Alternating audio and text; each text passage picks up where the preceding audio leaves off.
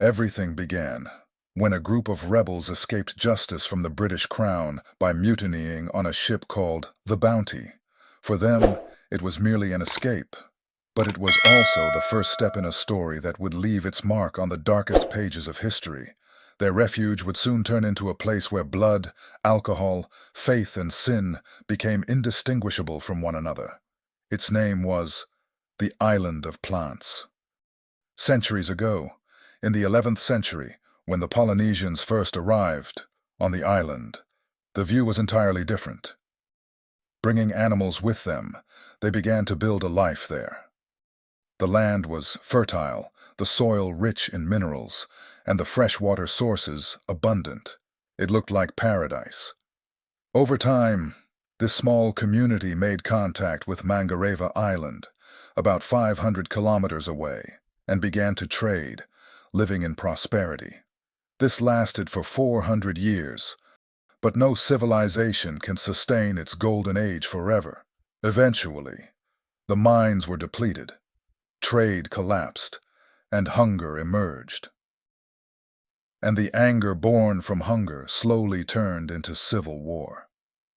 The Island of Plants fell into silence, and that silence lasted for centuries. By 1787, England had sent a ship named Bounty into the Pacific Ocean. Their mission was simple: to collect the seeds of a plant known as breadfruit and transport them to the Caribbean. But the crew would soon find themselves facing much more than their mission. Tahiti Island. A tropical paradise. Plenty of food, smiling faces, and women. For the sailors, it was like a dream. They stayed there for 6 months, but duty was calling. Reluctantly, they left the island and set sail once again. Yet, nothing would ever be the same for them. And soon, a mutiny broke out among the crew. The man leading the mutiny was Lieutenant Fletcher Christian. He showed no mercy to Captain William Bligh or the 18 loyal crew members. They forced them into a small boat and abandoned them in the middle of the ocean.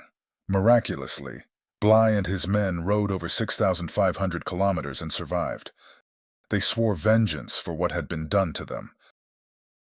Meanwhile, Christian and his crew returned to Tahiti, but when they learned that Bligh had survived, fear gripped them. They began searching for a new refuge.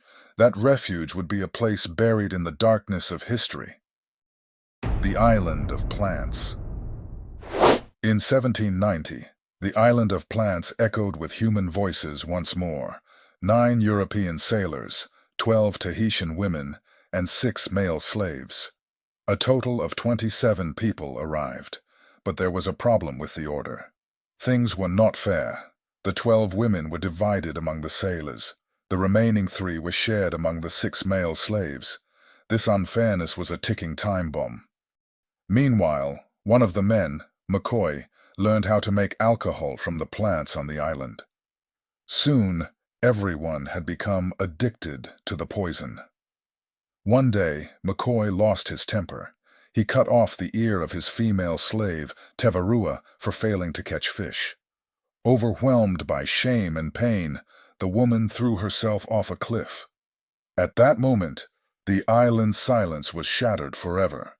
One night, the Tahitian male slaves stole all the weapons. In a single night, they killed nearly all the Europeans. Only 4 sailors survived. Shortly after, the women also rose up for their own freedom, and this time, they killed all the male slaves in one sudden strike. Now, only 11 women and 4 Europeans remained.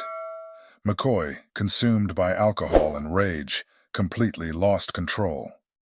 Adams and Young took action to stop him, killing McCoy one night. Not long after, Young fell ill and died. Now, only one man remained on the island: John Adams.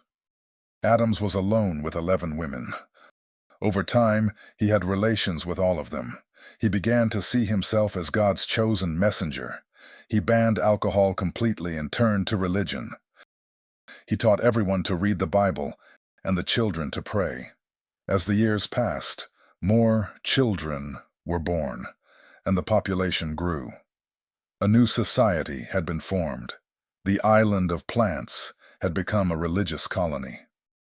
When English ships arrived in 1808, they found a polite, devout people. None of the visitors knew about the horrors that had once taken place there. Years passed, Adams died, and leadership changed hands. By the 1900s, a new faith emerged on the island, Seventh-day Adventism. The new leader's first command was to kill all the pigs on the island. He claimed it was God's will. Queen Victoria eventually recognized the island officially. Post offices were built, and stamps were issued. The island of plants became known as the Pitcairn Islands Group. Modernization had begun, but the shadow of the past was never erased. By 2004, only about 60 people lived on the island. And among them, including the mayor and a judge, 7 were convicted of child abuse and rape. A prison was built on the island. The mayor was imprisoned. Years later, some were released. But in 2010, a new scandal erupted. On the computer of the new mayor, hundreds of child pornographic files were found. He was arrested. The island seemed cursed. In 2019, the island elected its first female mayor, Charlene. She tried to start with a clean slate. Her term ended in 2022. Today, the island is governed by Simon Young. The population is around 50. Almost all of them are descendants of John Adams. A place that was once paradise now shelters a small community that cannot escape the dark shame of its past. Rebellion, blood, sin, and faith all came together in the fate of the island of plants. I hope that one day, this seemingly cursed land finds peace. If you ever find yourself on this island, think twice. I'm Narravia. Thank you for listening. See you in the next story.